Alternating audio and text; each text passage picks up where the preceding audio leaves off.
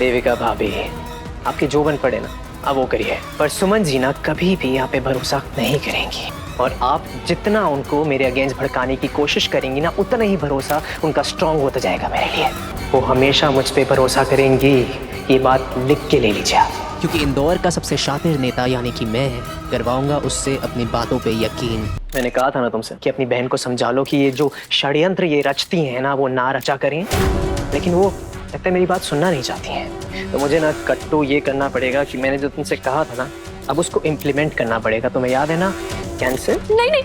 नहीं, no cancel please. ये ना आपके लिए लास्ट वार्निंग है।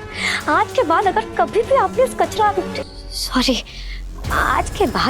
कभी भी आपने सुमन को तंग किया ना तो देखो अब ना मुझे ही आपको लाइन में लाना पड़ेगा। और याद रखना, अगर मुझे आपको लाइन में लाना पड़ जाए ना। नमस्कार दोस्तों, फिर से स्वागत है आपका हमारे चैनल पर, जहां हम आपके पसंदीदा टीवी शोज के ताजा अपडेट्स लेकर आते हैं। आज हम बात करेंगे आपके फेवरेट शो सुमन इंदौरी की। इस एपिसोड में एक बहुत ही बड़ा मोड़ देखने को मिला है, जहां तीर्थ के पिता ने देविका से कहा कि सुमन सही है और देविका तुम गलत हो।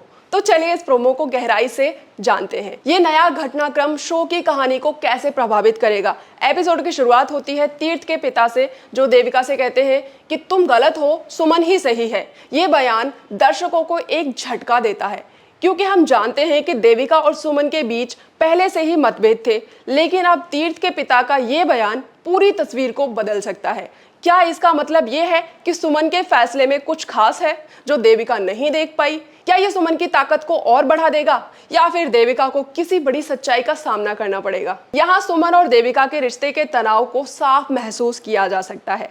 दोनों के बीच पहले से ही कई मतभेद थे और अब तीर्थ के पिता ने सुमन के पक्ष में बात की। तो क्या देविका को अपनी गलतियों का एहसास होगा? प्रोमो में यह भी दिखाया जाता है कि देविका बेहद परेशान है और उसका चेहरा इस बात को स्पष्ट करता है कि वो अब एक बड़े फैसले की ओर बढ़ रही है।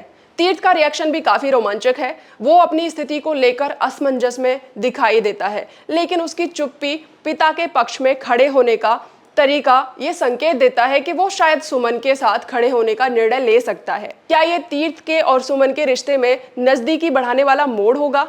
आप इसके बारे में क्या सोचते हैं? क्या देविका अपनी गलतियों को मानेगी या फिर वो सुमन के खिलाफ लड़ाई जारी रखेगी?